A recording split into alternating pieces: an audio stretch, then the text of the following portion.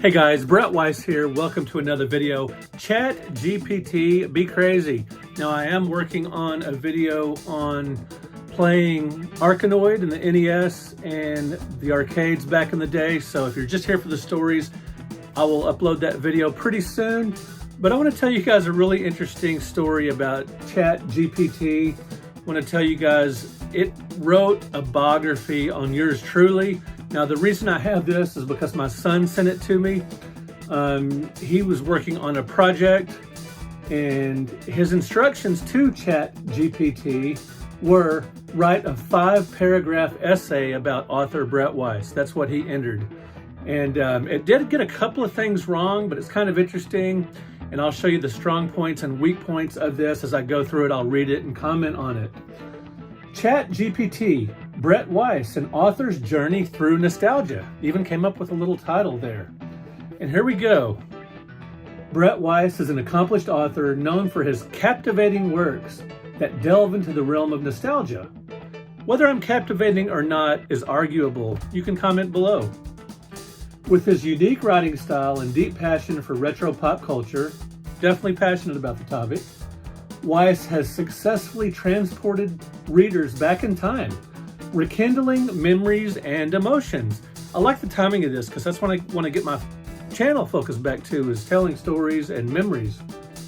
In this essay, we will explore the life and literary contributions of this remarkable author. Am I worthy upon being remarked upon? Maybe, maybe not. I don't know.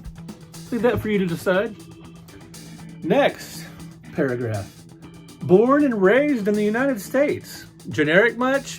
That is one thing about this essay. It does have a copy-pasty vibe. It's sort of generic. I am impressed and unimpressed by this at the same time. It took less than a minute for ChatGPT to crank this out, so that's pretty impressive. It is coherent. That's pretty impressive, and something like this wasn't possible a few years ago. But United States, surely it could have boiled it down a little bit more than that.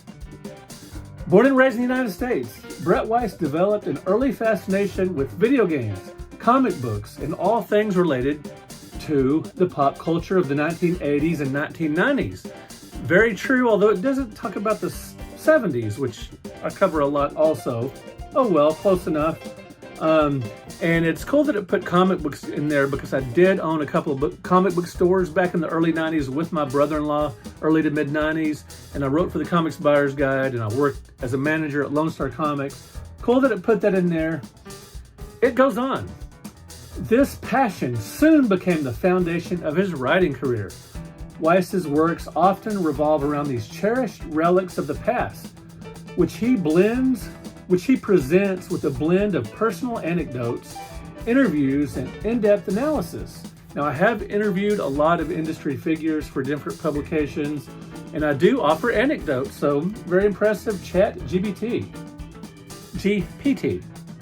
His ability to capture the essence of a bygone era has earned him a dedicated following of readers eager to relive their fondest memories. I like to think so. One of Weiss's most notable works is his book, Classic Home Video Games, a comprehensive guide that explores the history of video games from the late 1970s to the early 1990s. Now, this is partially true. There's the first volume, but this is a trilogy of books and not just a book. So it gets it a little wrong there, but, you know, nitpicking here. That's why you still need human editors. This book stands as a testament to Weiss's extensive knowledge and meticulous research. By examining the games, consoles, and cultural impact of this period, Weiss offers readers a nostalgic trip down memory lane, providing both informative insights and a wave of sentimental recollection. Now, there are some redundancies throughout here with just sort of what ChatGPT is saying here, and some specific words also. Beyond his explorations of video games, Brett Weiss has delved into other areas of pop culture. His book, The 100 Greatest Console Video Games 1977 through 1987, is a testament, there's that word, I think he said testament earlier, to his versatility as an author. In this work, Weiss ranks and reviews the most influential video games from the early days of the home consoles. partially true. They're not ranked within the book. They are in alphabetical order, but they get the idea, or it gets the idea, whatever. By dissecting the gameplay mechanics, graphics, and lasting impact of each title.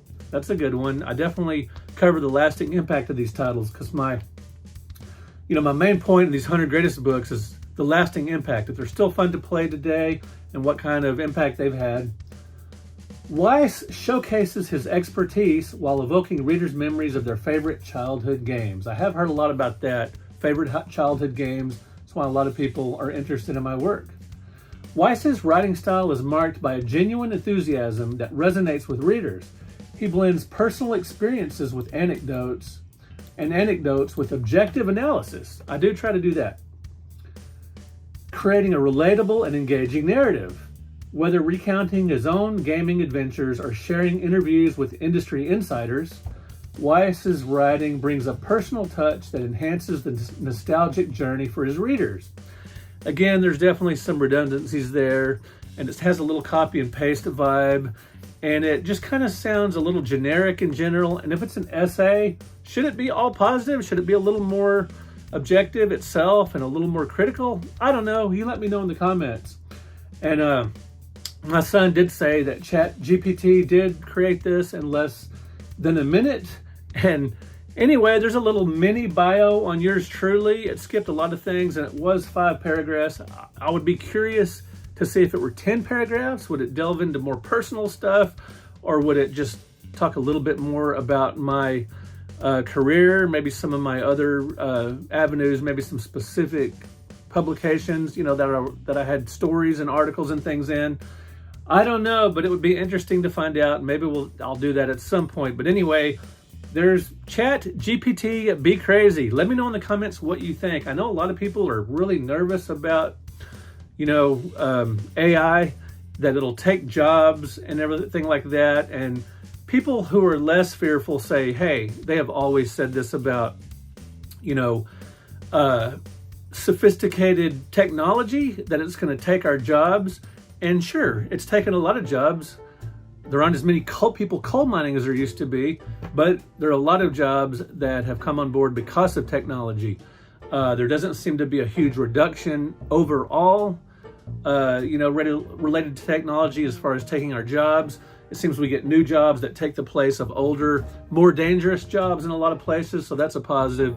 But will AI get so sophisticated that it can do almost everything, like robots and AI and everything, that, we run out of jobs? Now, I've heard people say that 20 years from now, 30 years from now, 50 years from now, they're going to have to rework the entire structure of our economy to accommodate people that just simply don't have work because there's nothing to do. They'll have to get people other ways to keep busy, to create meaning in their life, people that are, they're very tied into their ego and their self-worth and just the time they spend. A lot of people that's very tied into their jobs, the friends they meet, the acquaintances they have, just the ability to fill time. A lot of people, it's related to their jobs. Now, gamers, we don't have much problem with this because there are plenty of games to play, and readers, plenty of books to read. But there are a lot of people who they fear retiring, or they fear not having a job, in part because they don't know what they would do with all that time. Personally, I don't have that problem. I could retire today and I would be fine. But anyway, I do like to work. I do like to feel productive.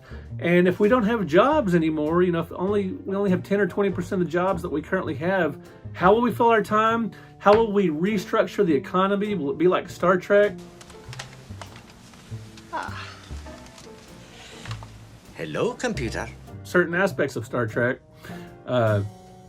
where, Next Generation, where they don't really have a money-based economy, although they do in Deep Space Nine. That's a story for another day, a chat, if you will, for another day. But let me know in the comments if you are fearful of the impending, amped up AI and robot technology. Do you fear that's going to create a negative impact on society, or do you think the positives will outweigh or at least meet at the middle, how that's going to affect our society? It will be an interesting thing to watch. So guys, let me know in the comments what you thought of my little mini bio here written by ChatGPT in less than a minute.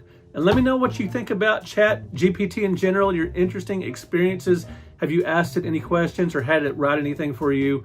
And let me know in general what you think of the impending, just job loss, if that's even going to happen. Maybe we'll have more jobs because of this. We will see. I can definitely see, like, maybe just for example, if you write ads, jingles, things like that, I could see a department of 10 people writing ads or jingles or whatever being reduced to 1 or 2 to sort of edit what AI comes up with. This is a possibility.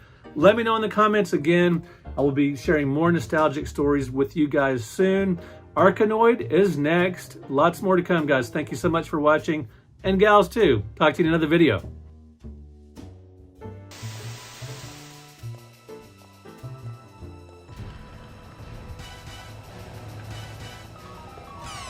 It's me, Mario!